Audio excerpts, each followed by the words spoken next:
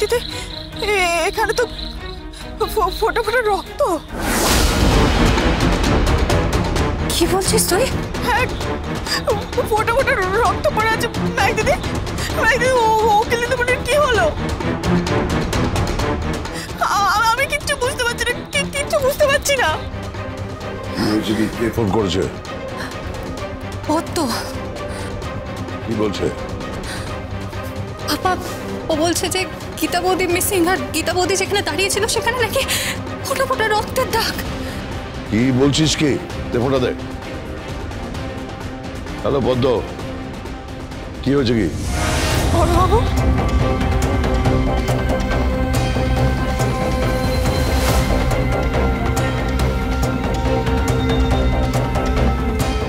সে কি নেই? না নেই, ওখানে এখানে কোথাও নেই। আমি কোথাও খুঁজে পাচ্ছি না, দেখতে পাচ্ছি না। কি হয়েছে? কি হয়েছে বর্দা? আমি তোমাদের গল্পের বাইরে বেরিয়ে এলাম। কি হয়েছে? কি হয়েছে দাদা? কোনো প্রবলেম হয়েছে নাকি? কি হয়েছে জেঠু? কি হয়েছে জেঠু? কার ফোন? পদ্ম। কি বলছে? গীতা মিসিং। কি বলছো বর্দা? হ্যাঁ, গীতা বৌদি যেখানে ছিল সেখানে নাকি ফোটা ফোটা রক্তের দাগ।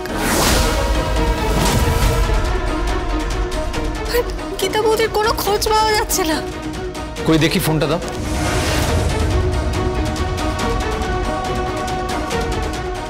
রিং হচ্ছে, রিং হয়ে যাচ্ছে। এ কি? কেটে দিল। আপনি যে নম্বরে কল করেছেন সেটি এখন সুইচ অফ আছে। সুইচ অফ বলছে এখন? সে কি? তাহলে কি গীতা কোনো বিপদে বললো নাকি? বিপদ তো নিশ্চয়ই কিছু একটা হয়েছে। কিন্তু গীতা বৌদি তো কাভিয়াদের বাড়ি ছিল। হ্যাঁ, আর ওখানেই তো থাকার কথা ছিল। এত রাত্রিবেলা ও কোথায় বেরিয়েছিল? থানায় গিয়েছিল। থানায়? তাও এত রাত্রিবেলা? কেন? তা জানি না। আমরা কি একবার থানায় যাব? হ্যাঁ, আমারও তাই মনে হয়, একবার থানায় যাওয়া উচিত। থানায় গিয়ে কি হবে? আপদ গেছে, বাঁচা গেছে। এইভাবে তুমি কথা বলবে না মেজে বৌদি। বেশ করব, বলবো। 100 বার বলবো, 1000 বার বলবো। আর গীতা যদি সত্যি সত্যি মিসিং হয়ে থাকে তাহলে শাপে বর হয়েছে। কারণ এই বাড়ি থেকে না একটা কালো ছায়া চলে যাবে।